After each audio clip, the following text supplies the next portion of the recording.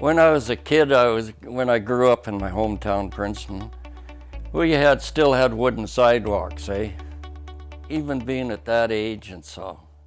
There's a lot of things that I seen that I can remember back then. But you asked me what I seen 2 years ago or something now. Bang, it's gone. But this stuff, it's just like I was there today, you know? Or back then in those days the way I am right now. I can see things, people riding their horses into town and hitching them to the thing and walking down the town with their bags on their back to get their groceries, the old guys, eh? And different things like that, and the different stores and where the old livery stable was, and just different things, eh? You know, going out in the hills and hunting and different things with my dad and fishing and packing a lunch on my bike or something, me and a pal or something, and we'd ride out on our bikes 7 or 8 miles and take a can of beans and some bread and that and catch fish in the creek and pedal all the way back home, you know, and not think nothing of it, eh? Those were my days over the hill. Yeah.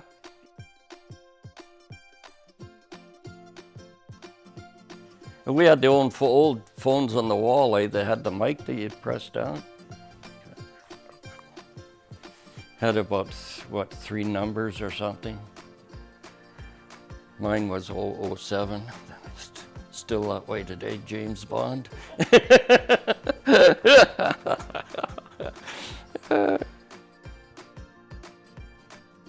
So his friend at the time was cousin to a friend here.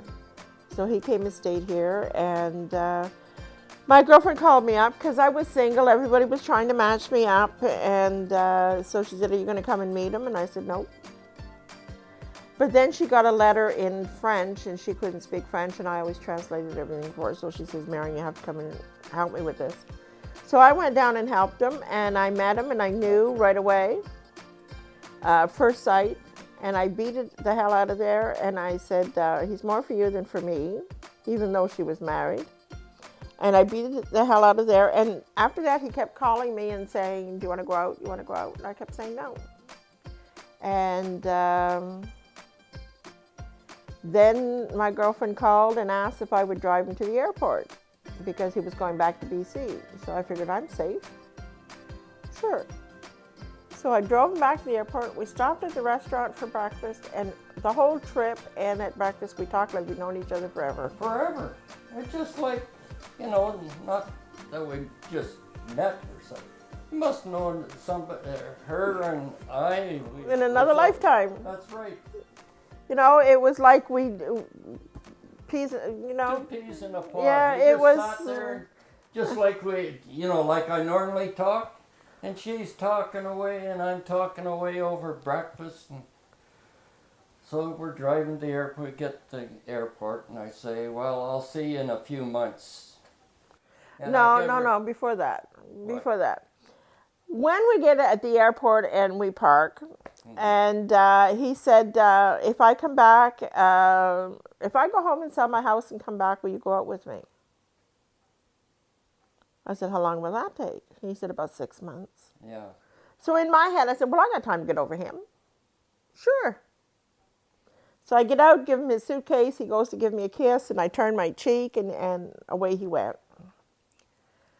He called me once after that. Then my girlfriend calls and says, "He's back." A month later. A month. I said, "What?" She says, "He's back."